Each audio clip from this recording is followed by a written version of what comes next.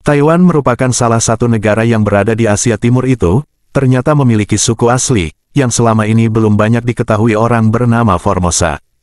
Hampir mirip Australia yang lebih dikenal dengan penduduk Kaukasusnya, orang-orang saat ini lebih mengenal Taiwan sebagai negara yang memiliki penduduk mirip seperti penduduk China, Korea, atau Jepang yang berperawakan putih bersih dan bermata sipit. Namun, tahukah kamu bahwa sebenarnya suku Formosa yang merupakan penduduk asli Taiwan justru mirip dengan suku Dayak di Kalimantan?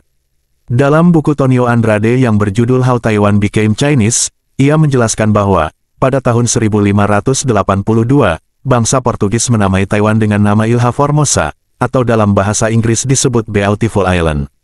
Nama ini diberikan karena Taiwan punya keragaman alam yang indah. Sejak saat itu juga penduduk asli Taiwan dikenal sebagai suku Formosa.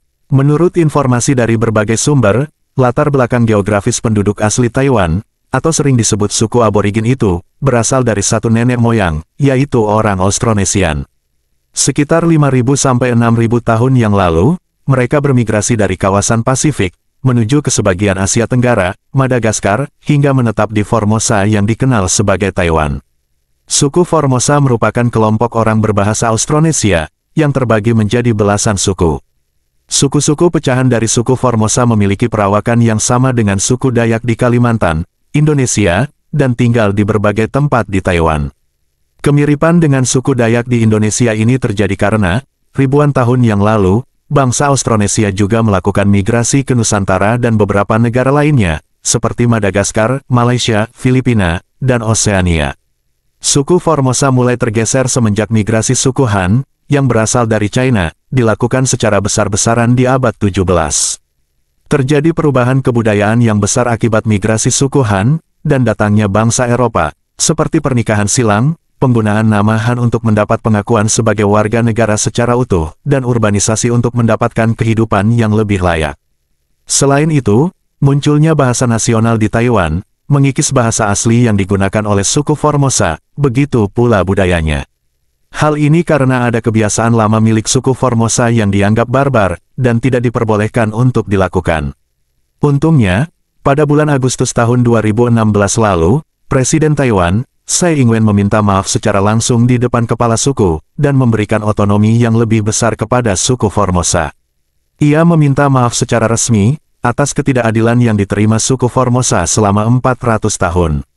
Presiden perempuan pertama Taiwan itu mengatakan bahwa, negara harus menerima kebenaran sebagai bentuk bersatu dengan rakyat. Ia akan memberikan pendidikan dan kesempatan bagi penduduk asli di Taiwan tersebut, untuk melestarikan bahasa asli, serta kesempatan mendapat kepemilikan tanah. Pemerintah Taiwan juga akan mendirikan Taiwan Indigenous People Cultural Foundation, yaitu sebuah taman budaya seluas 82 hektar di Pingtung, Taiwan bagian selatan. Taman ini berfungsi untuk memberikan informasi terkait penduduk Formosa, sekaligus melestarikan kebudayaannya. Di Taiwan Indigenous People Cultural, kita bisa menemukan miniatur suku asli Formosa, mulai dari rumah tradisional, tarian, lagu, dan berbagai kerajinan.